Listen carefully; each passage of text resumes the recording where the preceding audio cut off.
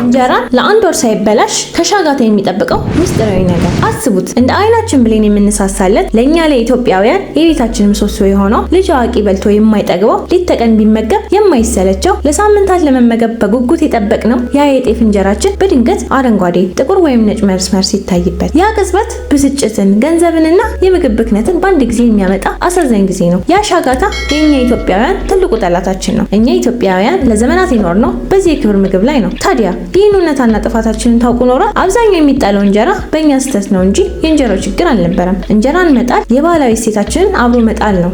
እንዲያውም ራሳችን እንደማጥፋት ነው ብላችሁ ግነት አይሆንብኝም። ምክንያቱም እንጀራን በልቶ የማያውቅ አንድም ኢትዮጵያዊ አለ ብዬ ስለማላስብ ነው። ዛሬ የምንዳስሰው ርዕስ ከቤተሰባችን ከኪሳችንና ከኢትዮጵያዊ ማንነታችን በቀጥታ የተያያዘ ነው። የዓለም የሳይንስ ሊቃውንት በቤተ ሙከራ ኬሚካሎችን ሲፈልጉና ሲቀምሩ አያት ቅድመ አያቶቻችን ግን አንድም ኬሚካል የተደራጀ ላቦራቶሪ ሳይኖራቸው እንዲህ ለዘመናት የመፍትሄ ሚስጥሩን አገኙ። ዛሬ እዚህ ቻናል ላይ የተገናኘ ነው በጉጉት ስንጠብቀው የነበረውን የኢትዮጵያን ታላቅ ሚስጥር ለመግለጽ ነው። እሺ አሁን እዚህ ጋር ትልቅ ሚስጥራዊ ጥያቄ እናንሳ።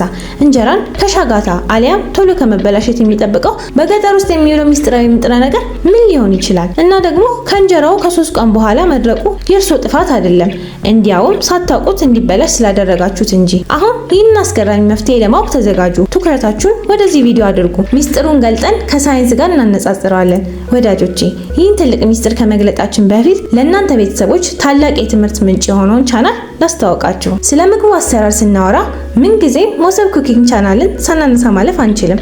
ሞሰብ ከ100,000 በላይ ተከታዮችን በማፍራት የበርካታ ሰዎችን ሕይወት ቀይሯል። ይህ ቻናል ምግብን ከባህላዊ አሰራር ወደ ፕሮፌሽናል ሙያ እንዲያደግ ያደረገ፣ ብዙ ኢትዮጵያውያንን የራሳቸው የሙያ ባለቤት እንዲሆኑ በር የከፈተ ነው። ሞሰብ የዛሬውን የምግብ አሰራር ሙሉ በሙሉ ቀይሯል። ስለዚህ እናንተም የዚህን እውቀት አካል እንድትሆኑ አሁኑኑ ላይክ በማድረግ ለዚህ ቪዲዮ ድምጽ ስጡ። እናም ሼር በማድረግ የሞሰብ ቤተሰብን እንድናስፋፋ ልክ እንደ ምግቡ ቻናልን ለቤተሰቦቻችን እናጉርሳቸው። አሁን ወደ ጀመርነው ጥልቅ እውነታችን ስንመለስ ሻጋታ የምግብ ብክነት ዋነኛና አስፈሪ ጠላት መሆኑን አውቀናል። ችግሩ የሚጀምረው እንጀራ ከተጋገረ በኋላ ባለው ሙቀት ወይም ከነ እንፋሎቱ ሲጠቀለል በሚፈጠረው እርጥበት ነው። ይህ እንፋሎት ለሻጋታ ምቹ አልጋ ነው። ከዛ በላይ የሻጋታው ችግር ከምግብ ብክነት በላይ ርቆ ይሄዳል። አሁን እኛ እስከዛሬ ስንጠቀምባቸው የነበሩ መጥፎ የዘመናዊ መንገዶችን እና የኛ ኢትዮጵያውያን ብቻ የሆኑ ጠቢባዊ የሆኑ መፍትሄ በዝርዝር እንመልከት። በመጀመሪያ ደረጃ የዘመናዊ ችግሮችን እንመልከት። አብዛኞቻችን እንጀራን በፍሪጅ ውስጥ እናስቀምጣለን። አስፈሪው የፍሪጅ ወጥመድ ያለው እዚህ ላይ ነው። ፍሪጅ ውስጥ ያለው ቀዝቃዛ አየር እንጀራውን ከማቆየት ይልቅ ከበረዶ የከፋ ጥፋት ያመጣል። እንጀራው በዋናነት የተሰራው በጤፍ ዱቄት ውስጥ ባለው ስታርች ነው። ፍሪጅ ውስጥ ባለው ቀዝቃዛ የሙቀት መጠን ስታርች የያዘውን ውሃ እንዲለቅ ይገደዳል። ይህ ሂደት ስታሊንግ ይባላል። እንጀራው ወዲያው እንዲደርቅና እንዲፈራርስ የሚያደርገው ይህ ኬሚካል ነው። እዚች ጋር ላፍታ ቆም እንበል። ሁላችንም እኩል እናውቃለን የእንጀራን ሽታ። ያ የጤፍ ለዛ ያለው ሽታ በአንድ ቀን ውስጥ ጠፍቶ እንጀራው ደርቆ ጣዕም አልባ ሲሆን ምን ያህል ያበሳጫል። ትልቁ ችግር እኛ ሳናውቀው የጤፋችንን ባህሪ መለወጣችን ነው። ለዛውም ትክክል እየመሰለን። ልክ የፍሪጁ ቅዝቃዜ ስታርቹ እንደከዳ ሁሉ በቤታችን ውስጥ የምንጠቀምባቸው የማከማቻ እቃዎች እያጠፉን ነው። ለምሳሌ ፕላስቲክ ጠቅልለን እያሰርን እንጀራ አይደርቅም ብለን ስናስብ በውስጡ የተፈጠረውን ትንፋሽ ያጣ የእርጥበት ወጥመድ ለሻጋታ ምንጣፍ እያነጠፍን መሆኑን እንረሳለን። ይህ ሁሉ ደግሞ አዲስ አይደለም፣ የብዙ ዓመታት ልማድ ነው። ኧረ አሁንም በሚሊዮኖች የሚቆጠሩ ሰዎች ይህን ልማድ ነው የሚጠቀሙት። አሁን ይህን እውነት ወደ ጎን በመተው ወደ ቅድመ አያቶቻችን ጥበብ ለመሄድ ጊዜው አሁን ነው። ምክንያቱም መፍትሄው በእኛ ታሪክና ባህል ውስጥ ተደብቆ ስለቆየ ነው። አሁን ትኩረት ስጡኝና ተከታተሉኝ። እንጀራችንን የምናበላሽበት 3 ወሳኝ የስህተት መንገዶች አሉን። እነሱም የሙቀት ስህተት፣ የእርጥበት ስህተትና የኬሚካል ስህተቶች ናቸው። እነዚህ 3 መንገዶች ከዚህ በኋላ በዝርዝር እንመለከታለን። ምክንያቱም መፍትሄ የሚመጣው ችግሩን በጥልቅ ከተረዳን በኋላ ስለሆነ ነው። ይህ አስደንጋጭ እውነት እኛው ጋር ሲሆን የዘመናዊ ዓለም ምን ያህል ተሳስቶ እንደነበረ በጥልቀት እንመለከታለን። ወዳጆቼ ይህን መሰል ሳይንሳዊ እውቀት ለሁሉም እንዲደርስ ኮሜንት ላይ ጥያቄዎችን አስቀምጡና ከቤተሰቡ ጋር ለመቀላቀል አሁኑ ሰብስክራይብ ያድርጉ። ታዲያ የገጠሩ ጥበብ እንዴት ከዚህ ሳይንሳዊ ችግር አመለጠ? እንጀራችንን ለሳምንታት እንዴት ማቆየት ቻሉ? መልሱ ያለው ፍሪጁ ጋር ሳይሆን በሙቀት ቁጥጥር፣ በተፈጥሯዊ አየርና በሚስጥራዊ ንጥረ ነገር ውስጥ ነው። ወደፊትም የሚሆነው በዚህ መንገድ ብቻ ነው። እነዚህ 3ቱ ወርቃማ የመፍትሄ መንገዶች በየተራ ስንመለከት ባህል እንዴት ሳይንስ እንደሆነ ትገረማላችሁ። የመጀመሪያው ትክክለኛውን ቅዝቃዜ ወይም የሙቀት ስህተት መከላከል። ሞቃት እንጀራን ወዲያውኑ ስንጠቀልል በውስጡ እርጥበት ይፈጥራል። መፍትሄው እንጀራን ከማሸጋችን በፊት ወይም ከማስቀመጣችን በፊት በንጹህ ቦታ ለ45 ደቂቃ ሙሉ በሙሉ ማቀዝቀዝ ነው። ሞቃት እንጀራን ፈጽሞ አጠቅልሉ ወይም አትደራርቡ። ሁለተኛው ትንፋሽ ያለው ጨርቅ ወይም የእርጥበት ስህተት መከላከል። አያቶቻችን እንጀራውን የሚያከማቹት አየር በቀላሉ በሚያሳልፍ ንጹህ የጥጥ ጨርቅ ውስጥ ነው። ፕላስቲክ ያፍነዋል ወይም የሻጋታን እድገት ይጨምራል። ስለዚህ እንጀራንና ፕላስቲክን በጭራሽ አታገናኙ። ይህ የብዙዎቻችሁ ችግር ይመስለኛል። ሶስተኛው ሚስጥራዊ ንጥረ ነገር አሊያም የኬሚካል ስህተት መከላከል ነው። አሁን የዚህን ሚስጥራዊ ንጥረ ነገር ስም በይፋ እንገልጣለን። ሚስጥሩ ያለው የጤፍ እርሾ በመጠቀም ነው። ልታስተውሉት በሚገባ አንድ ነገር እሱም የጤፍ እርሾ ብቻ መሆን አለበት። ታዲያ ይህ አሲድ ሻጋታውን እንዴት ይገድለዋል ማለታቸው አይቀርም። እርሾ የእንጀራውን የቆዳ ገጽ አሲዳማ በማድረግ የሻጋታውን ሕይወት ያበላሸዋል። ሻጋታ መብቀል አይችልም። ይህ የኢትዮጵያውያን ቅድመ አያቶቻችን የኬሚስትሪ እውቀት ሳይኖራቸው የፈጠሩት ብልህነት ወይም ጥበብ ነው። ይህ ታላቅ ሚስጥር ከተረዳን በኋላ አሁን በጥልቀት እንመርምር።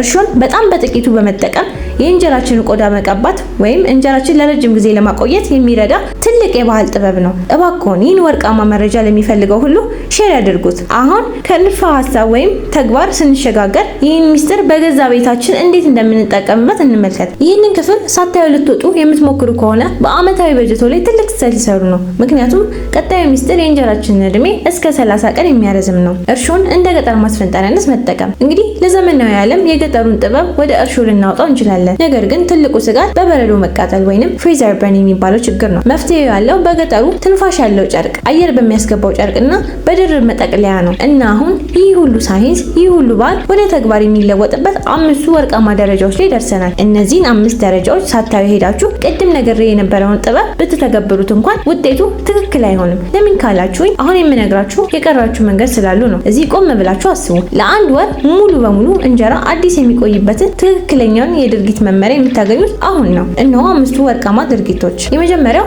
ሙሉ በሙሉ መቀዝቀዝ። እንጀራን ከምጣድ ላይ ሲወጣ ለ45 ደቂቃ ያህል በንጹህ ቦታ ላይ እንዲቀዘቅዝ ያድርጉ። ሁለተኛው ማንኛውም ፕላስቲክና ኬሚካል ሽታ ያለውን ነገር እንጀራውን ከሚቀመጥበት ማስወገድ። ሶስተኛው የመከላከያ ሽፋኑና እርሾውን በትንሹ ቀብተው በንጹህ ጨርቅ መጀመሪያው ይሸፍኑት። አራተኛው አየር ማስወጣት። እያንዳንዱ እንጀራ ሞሰብ ውስጥ በጥብቅ ይዝጉ፣ ግን አየሩ ሙሉ በሙሉ ማስወጣቱን ያረጋግጡ። አምስተኛ መመለስና ማሞቅ። መጠቀም ሲፈልጉ ከሞሰብ አውጥተው በዝጋታና በእርጋታ ለ5 ደቂቃ ማሞቅ እንደ አዲስ ያደርገዋል። አያችሁ፣ መፍትሄው እጅግ ቀላል ነው። ይህ ዘዴ ቀጥታ የኪሳችንን ገንዘብና ራሳችንን እስከ 1 ወር ያድንልናል። እንጀራን ከሻጋታ መጠበቅ ማለት በሳምንት የምንጥለው 1 ወይም 2 እንጀራ አዳንን ማለት ነው። ይህ የገንዘብ ቁጠባ ብቻ ሳይሆን ሀገርን ማገልገል ነው። ታዲያ አሁን ይህ ሁሉ መረጃ ለእሱ ጠቃሚ ከሆነ ላይክ ለማድረግ ጊዜው አሁን ነው እና አስተያየቶን ኮመንት ላይ ተውልኝ። ይህንን ታላቅ ሚስጥር ይዘን ስንሰናበት ጉዟችን ግን አያበቃም ወዳጆቼ። ይህ የኢትዮጵያ ጥበብ ከዘመናዊ ዓለም የምግብ ብክነትና ኬሚካል ይጠብቀናል። ተፈጥሯዊ የሆነው የጥበቃ ዘዴ ተጠቀሙ። አሁኑኑ ኮሜንት ላይ የቦካ ጤፍ እርሾ ከዚህ በፊት ለሌላ ምን ጥቅም እንደምትጠቀሙ ንገሩኝ። ይህን ቪዲዮ ከወደዳችሁት ላይክ አድርጉት። ለቀጣይ ሳምንት እንግዲህ የገንዘብ ኪሳችን ተከላክለን የምግብ ደህንነታችንን አረጋገጥን። የቀጣይ ጥያቄያችን የሚሆነው ሚስጥራዊ የእምቧይ ፍሬ የኢትዮጵያ ገጠሮች የሚጠቀሙበትን ምግብ ሳያበላሹ ለወራት የሚያቆዩበት ጥበብ። ይህን ጥበብ በቀጣይ ሳምንት እንገልጣለን። አንድ እርምጃ ወደፊት መሄድ አለብን። ሰብስክራይብ አድርጋችሁ የደወል ምልክቱን ተጫኑ። እስከዚያው ጤና ይስጥልኝ።